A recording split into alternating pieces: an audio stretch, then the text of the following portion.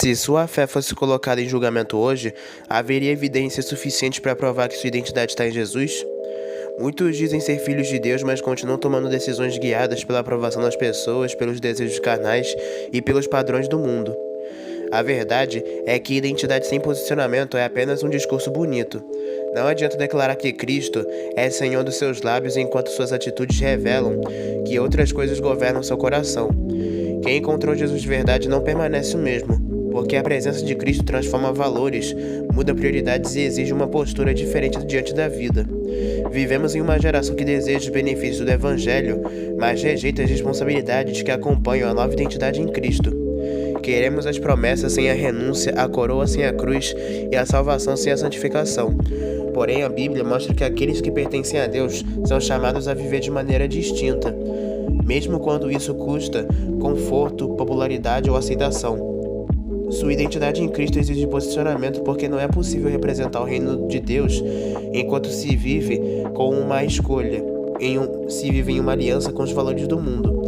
Todo filho de Deus é diariamente confrontado com uma escolha: permanecer firme ao lado de Cristo ou se render às pressões que tentam apagar a sua fé.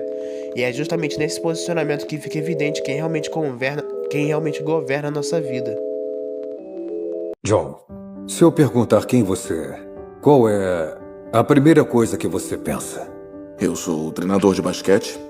E se você perder isso? Eu também sou professor de história. Tá bom. Se tirar isso, quem é você?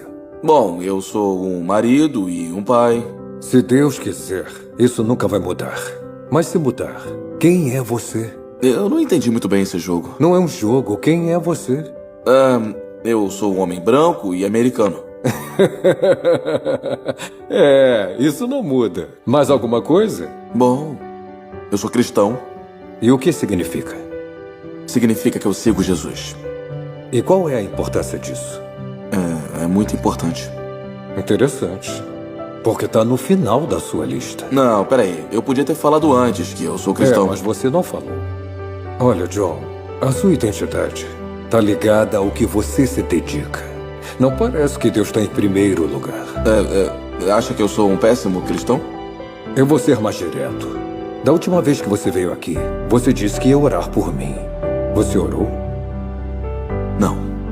Não. Para alguém que conhece o Senhor, você age como alguém que não conhece. Isso me faz perguntar: o que você permite que te defina? Alguma coisa ou alguém vai vir em primeiro lugar no seu coração. Mas quando encontrar a sua identidade em quem criou você, a sua perspectiva vai mudar.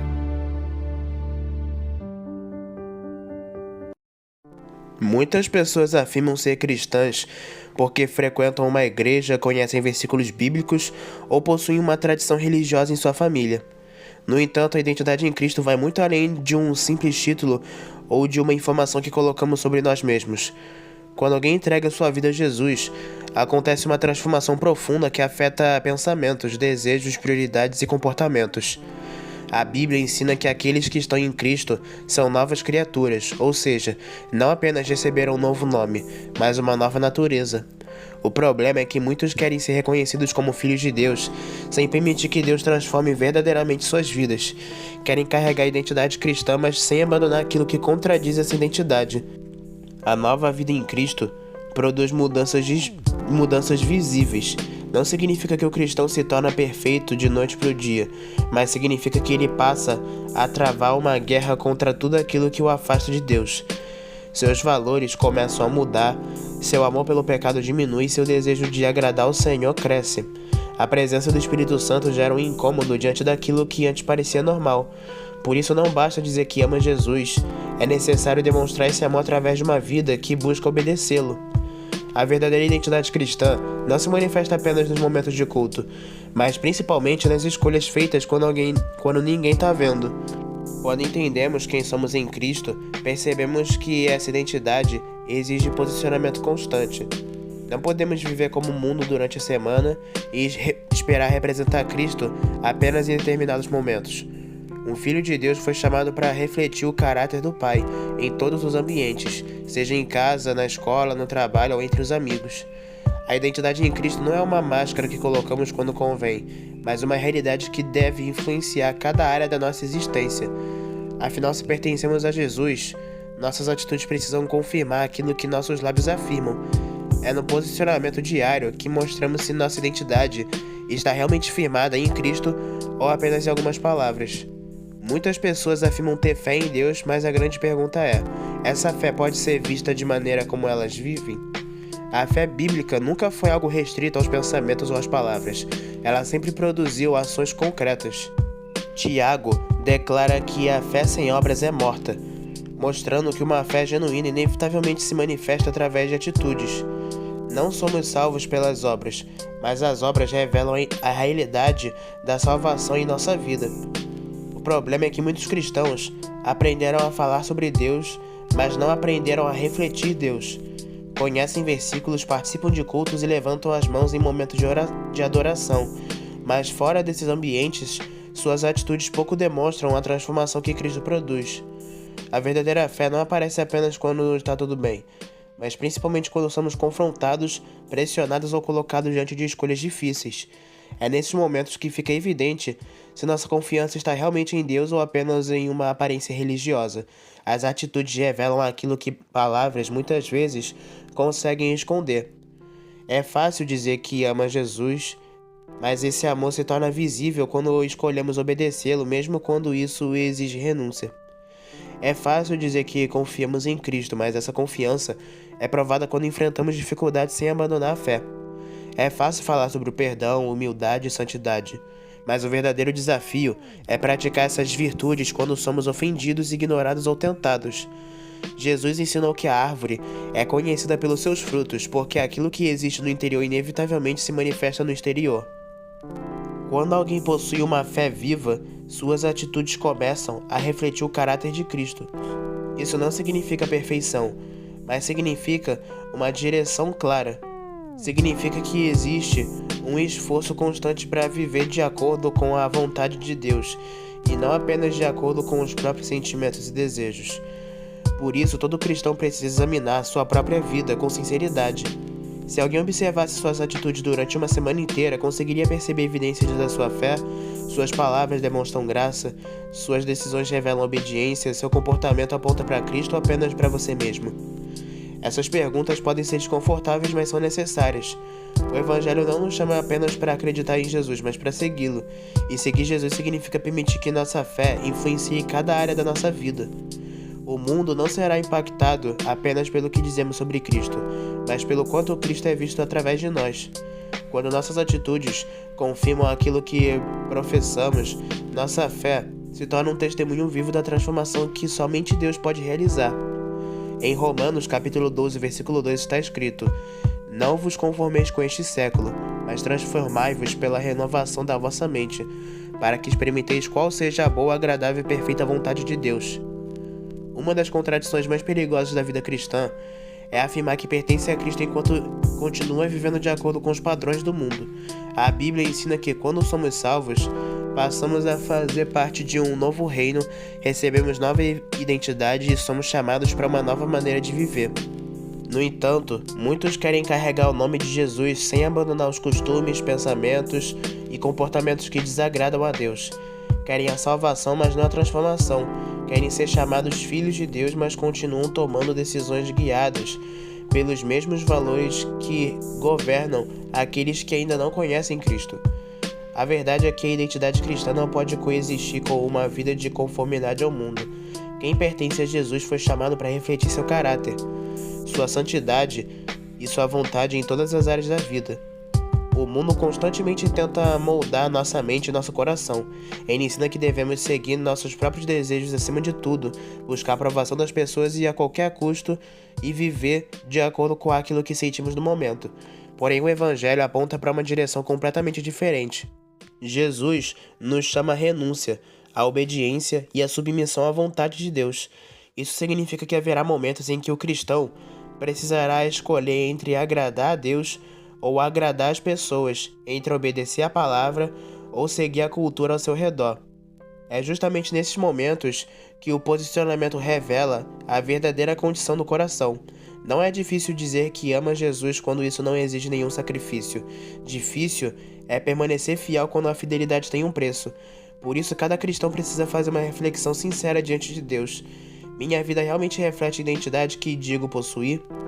Se Cristo transformou minha vida, essa transformação é visível nas minhas atitudes, nas minhas palavras, nos meus relacionamentos, nas minhas escolhas e nos meus hábitos?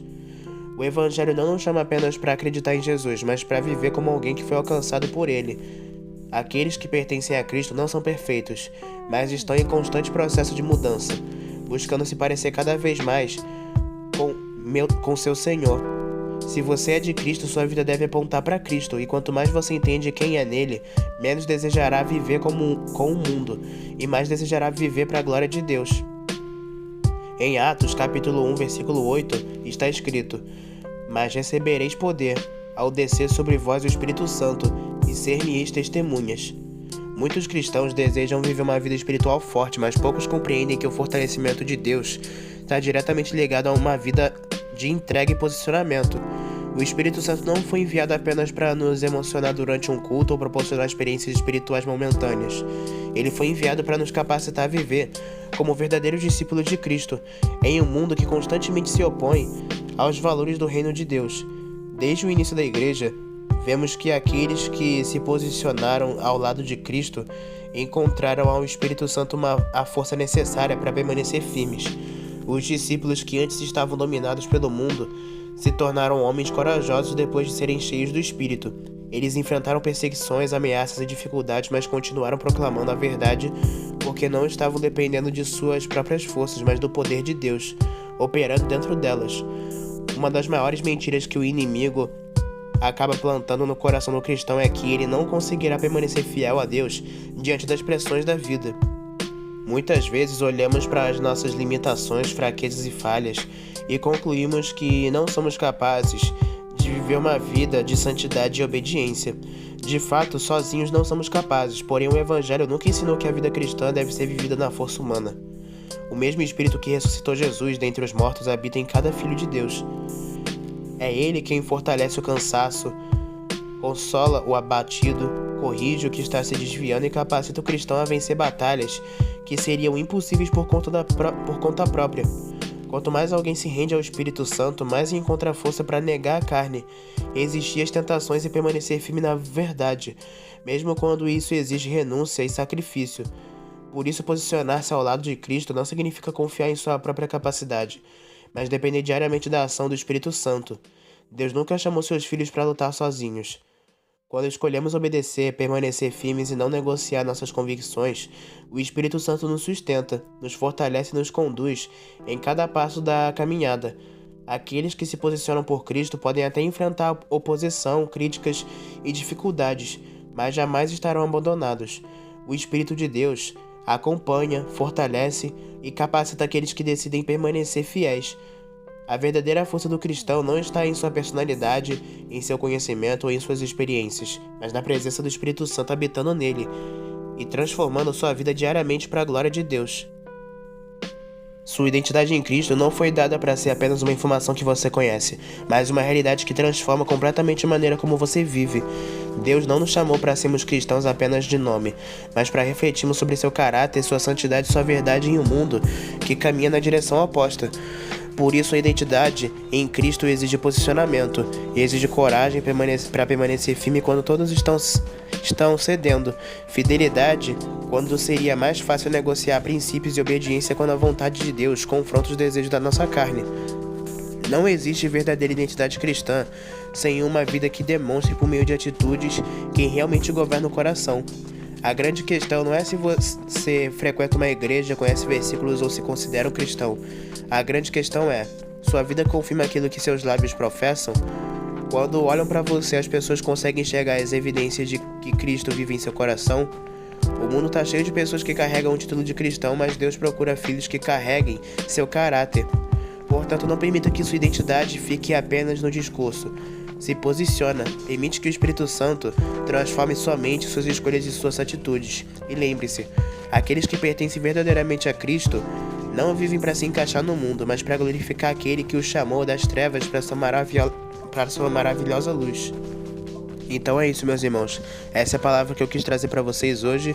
E como menção, eu queria agradecer ao meu amigo Lucas, que me deu a ideia de trazer esse tema de pregação aqui no canal. Então, Lucas, muito obrigado, irmão, pela recomendação do tema. Então é isso, meus irmãos. Se você gostou do vídeo, deixe seu like, se inscreva no canal e compartilhe para algum amigo seu que precisa ouvir mais da palavra de Deus. Então é isso, um abraço, fiquem todos com Deus e até a próxima.